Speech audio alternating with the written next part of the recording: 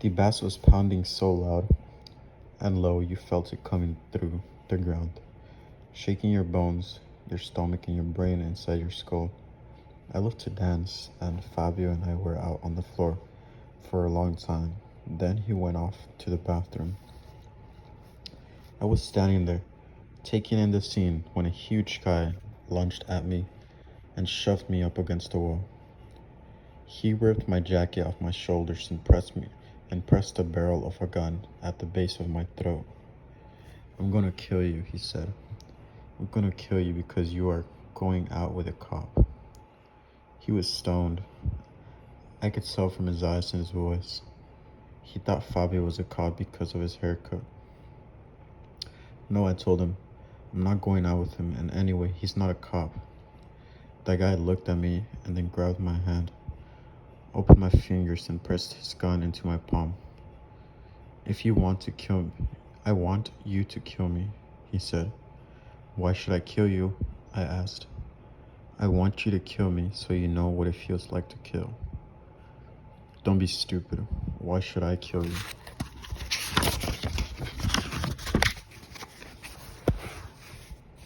"You think I'm joking," he yelled.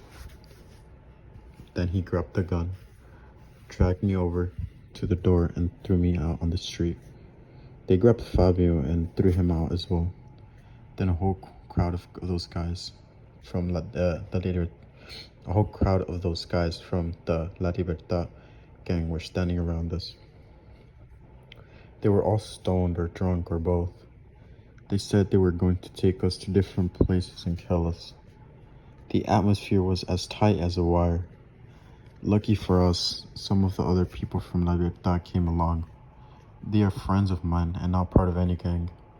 I told them they want to kill us because they said that Fabio looks like a policeman. They laughed and then told the gang members, "Look at him, he doesn't look like a cop. We know him anyway and he isn't one." So they let us go. Fabio and I started walking down the hill towards Caicedo, but a guy from the La Libertad gang was following us. It still wasn't safe. He could have jumped us at any time. I was glad when I saw another friend coming by on his motorbike. I flagged him down. Fabio and I squeezed on the back and we rode home. I have tried to make peace, even between gangs. Sometimes I think that no matter what we do, it will never be enough. The violence is so vast and insane.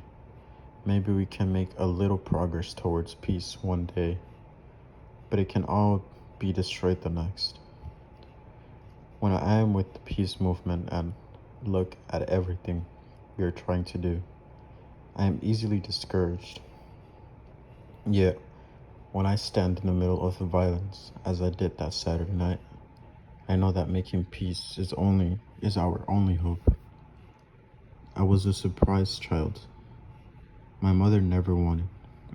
Her relationship with my dad broke up almost as soon as I was conceived. My mother soon got involved with my stepfather.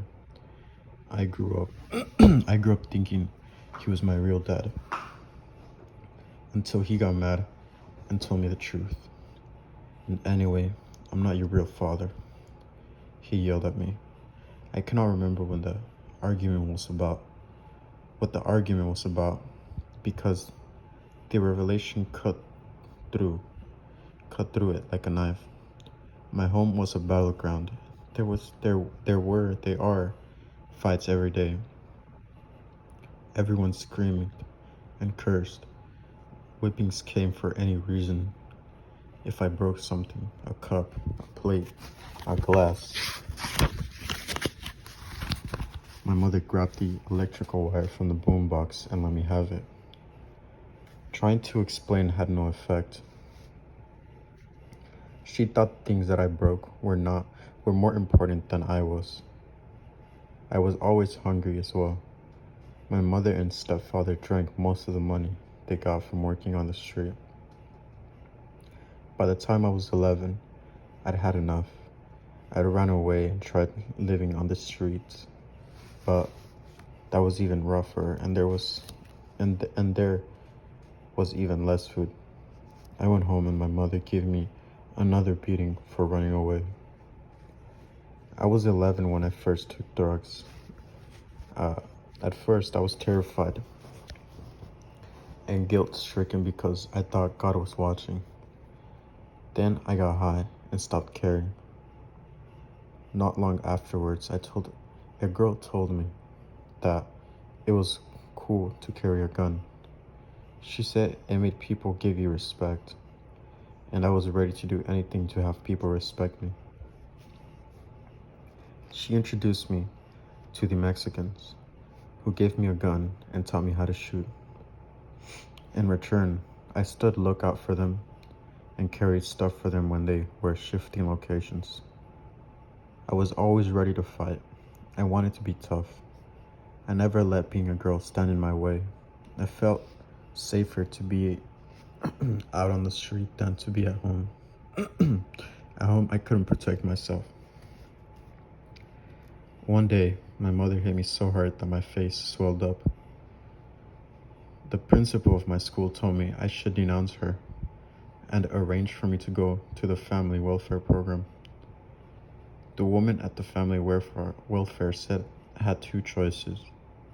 If I denounced my mother, I would be sent away and would never see her again. My other choice was to go home and try to work things out. At first, I said yes, that would leave home forever, but then I had doubts. I didn't know where they would take me. I thought that since my mother had suffered a lot for me, I should stay with her. I tried to patch things up with her. I dropped out of the Mexicans and stopped taking drugs. But it didn't last long. By the time I was 12, I was high nearly all the time, or else I was wiped out from the after effects. One time when I was high, I heard a gun battle break out.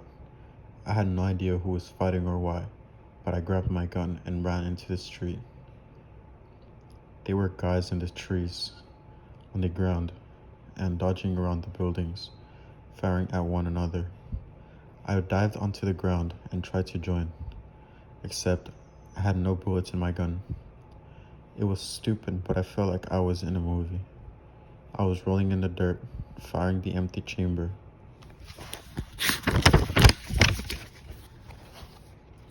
When I felt a sharp pain in my leg, I thought I must have cut myself on a stone. But my leg started throbbing and heating up. Blood was soaking through my jeans. I had been shot. I felt the battle and went home and showed my mother. "That's what you get for not listening to me," she yelled. "Didn't I tell you to stay off the street? Look at you." She hit me and said she wouldn't take me to the hospital. She thought that getting shot might teach me a lesson. I cleaned myself up.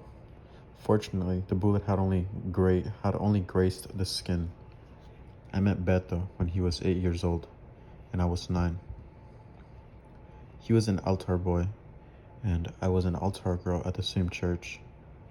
All the time that I was hanging with the Mexicans, I was still an altar girl.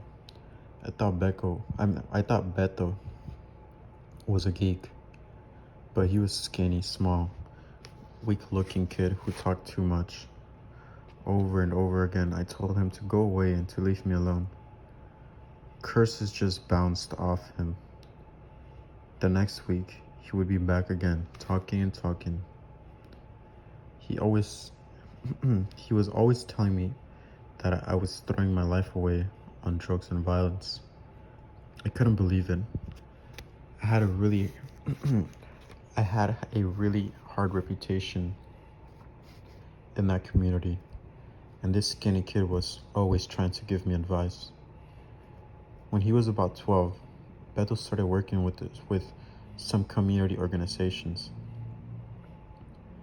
He had got together with a group of kids from the neighborhood, and they hung out to talk and play games. I saw them a few times, Beto and this group of little kids. It looked interesting but weird.